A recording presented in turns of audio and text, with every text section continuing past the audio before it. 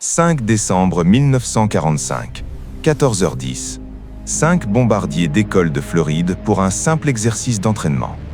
2 heures de vol, rien de plus. Mais à 16h, quelque chose se passe. Les pilotes appellent à l'aide, nous sommes complètement perdus. L'océan ne paraît pas normal. À 19h50, silence total. 14 hommes disparaissent sans laisser la moindre trace. Un hydravion de secours part à leur recherche, 13 personnes à bord. Lui aussi disparaît. En quelques heures seulement, 27 vies englouties. Aucune épave retrouvée. Jamais. Bienvenue dans le Triangle des Bermudes, l'une des plus grandes énigmes de notre planète. Aujourd'hui, je vais vous révéler ce qui s'est réellement passé. Et croyez-moi, la vérité est bien plus fascinante que tous les mythes d'extraterrestres. Commençons par les bases. Le Triangle des Bermudes, c'est quoi exactement? C'est une zone maritime de l'océan Atlantique délimitée par 3 points. Miami en Floride, l'archipel des Bermudes et San Juan à Porto Rico. Une surface gigantesque, entre 500 000 et 1,5 million de kilomètres carrés selon les sources. C'est plus grand que la France et l'Espagne réunies. Mais voici le truc. Officiellement, cette zone n'existe même pas.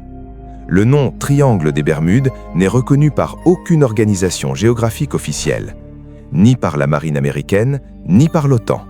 Personne. Alors, d'où vient cette légende? Tout commence en 1950. Un journaliste, Edward Von Winkle, écrit un article dans le Miami Herald mentionnant des disparitions étranges dans la région. Puis en 1952, un magazine publie un article sur la fameuse escadrille 19.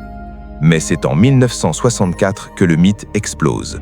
Vincent Gaddis publie un article intitulé « The Deadly Bermuda Triangle » dans un magazine pulp. Le nom est né et le public est fasciné.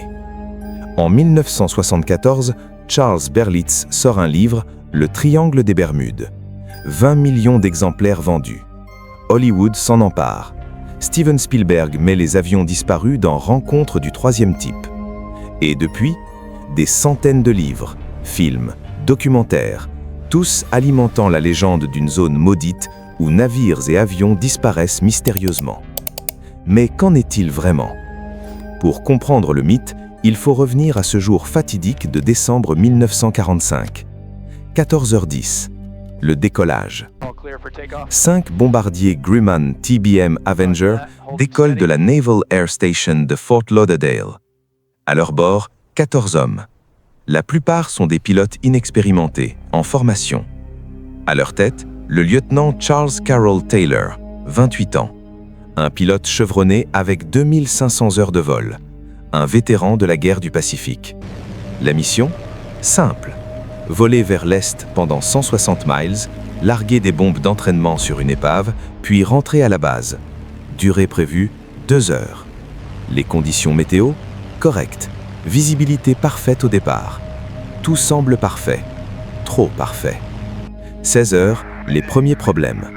Soudain, Taylor appelle la base, mais 2 compas sont en panne. Je ne sais pas où nous sommes.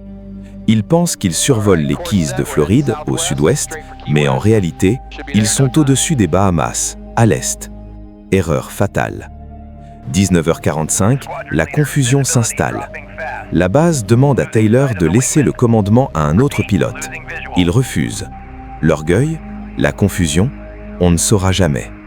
Les transmissions deviennent de plus en plus difficiles, les pilotes parlent d'un océan étrange, comme blanc. 17h, le point de non-retour. Taylor met le cap vers l'est, pensant retourner vers la Floride, mais il s'éloigne encore plus en pleine mer Atlantique. 18h20, le dernier message. Restez en formation serrée. Quand le premier sera à court de carburant, on amérindra tous ensemble. 19h, plus rien. Un dernier grésillement, puis le silence. Les avions avaient du carburant jusqu'à 20 heures maximum. Ils se sont probablement abîmés en mer, engloutis en quelques secondes par les vagues de 4 mètres. 19h27, la mission de secours. Un hydravion Martin Mariner décolle avec 13 hommes à bord. Objectif, retrouver l'escadrille 19. 19h50, catastrophe.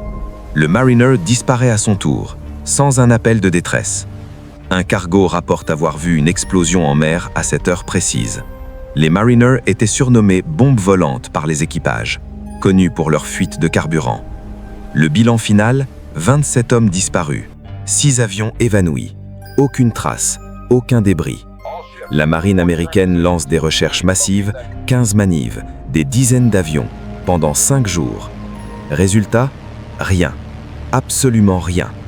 L'enquête officielle conclut, erreur de navigation du lieutenant Taylor, perte en mer, amérissement forcé dans une mer agitée.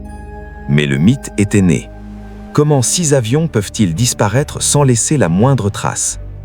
L'escadrille 19 n'est que la partie visible de l'iceberg.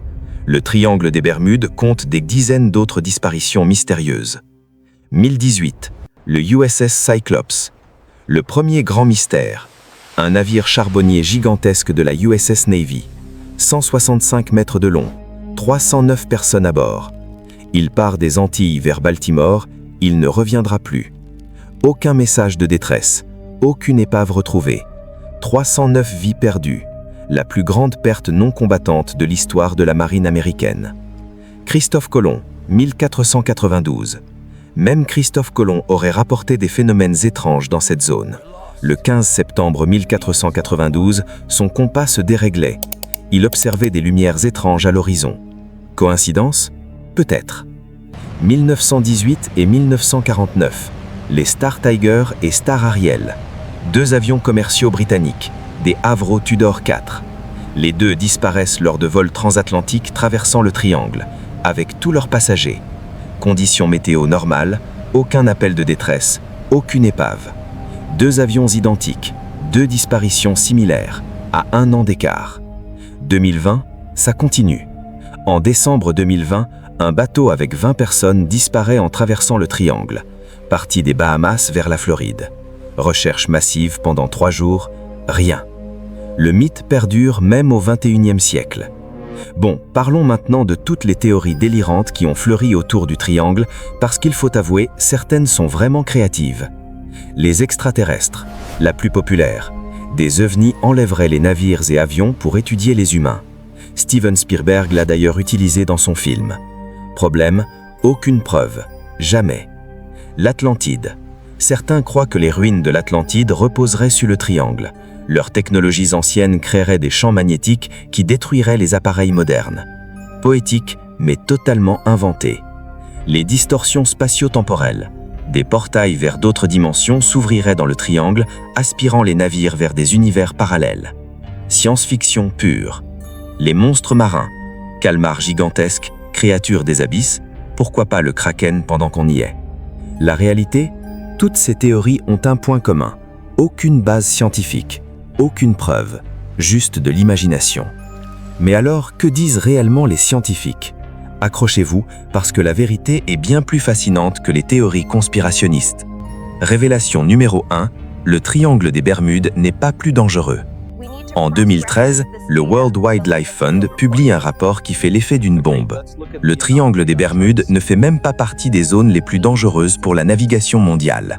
Lloyd's de Londres, la plus grande compagnie d'assurance maritime, confirme. Il ne demande aucune surprime pour les navires qui traversent cette zone. Statistiquement, il n'y a pas plus de disparitions dans le triangle que dans n'importe quelle autre zone aussi fréquentée. Mais alors, comment expliquer les disparitions qui ont eu lieu? Explication numéro 1, les vagues célastres. En 2016, des océanographes de l'université de Southampton découvrent quelque chose de terrifiant. Le triangle des Bermudes est l'endroit parfait pour la formation de vagues célastres. Ce sont des murs d'eau qui peuvent atteindre 30 mètres de haut, 3 fois la hauteur d'un immeuble. Comment se forment-elles? 3 tempêtes se rencontrent, une venant du Mexique, une de l'Équateur et une de l'Atlantique Est. Quand leurs vagues se rencontrent, elles fusionnent. Les scientifiques ont fait des simulations avec une maquette du USS Cyclops. Résultat, en moins de 2 minutes, le navire est englouti, coupé en 2 par son propre poids. Plus le bateau est gros, plus il est vulnérable. Terrifiant. Explication numéro 2. Les bulles de méthane. Voici où ça devient vraiment fou. Des chercheurs norvégiens ont découvert d'énormes poches de méthane sous les fonds marins. Quand ces poches explosent, elles libèrent des millions de bulles de gaz qui remontent à la surface. Résultat, l'eau devient mousseuse. Sa densité chute brutalement. Un bateau qui flotte sur cette eau n'est plus porté. Il coule à pic, sans possibilité de réagir, en quelques secondes. C'est exactement ce qui a été découvert dans le trou de la Sorcière en 2001, un travutier intact, debout sur sa quille, au centre d'un cratère de 120 mètres, aspiré vers le fond instantanément. Pour les avions, le méthane monte dans l'atmosphère. À partir de 1 à 3% de concentration, les moteurs à piston s'étouffent. L'avion tombe. Explication numéro 3. La météo infernale. Le triangle des Bermudes traverse le Gulf Stream, un courant océanique puissant et chaud. Il peut générer des tempêtes soudaines et violentes. La zone est aussi connue pour ses ouragans dévastateurs, des vents à 270 km/h, des vagues de 30 mètres. Et ça change en quelques minutes. Un ciel bleu peut devenir un enfer en moins d'1 heure. Explication numéro 4. Le relief sous-marin dangereux. Sous le triangle, il y a une montagne sous-marine de 4000 mètres de haut, des récifs dangereux partout, des abysses de 8000 mètres de profondeur. Quand un navire coule ici, le retrouver est presque impossible. C'est comme chercher une aiguille dans une botte de foin de la taille de la France. Explication numéro 5. Les erreurs humaines. Karl Kruszelnicki, un vulgarisateur scientifique australien, résume parfaitement. Le mystère du triangle des Bermudes n'est pas un mystère, c'est juste une suite d'accidents mal compris, amplifiés par la panique et l'erreur humaine.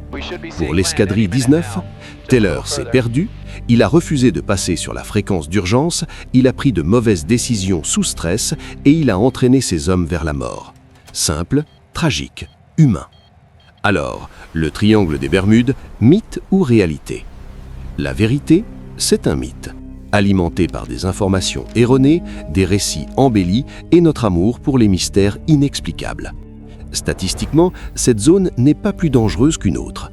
Mais c'est aussi une zone réellement dangereuse, pour des raisons totalement naturelles. Des vagues scélérates monstrueuses, des poches de méthane explosives, une météo imprévisible et violente, un relief sous-marin traître, un trafic maritime et aérien intense.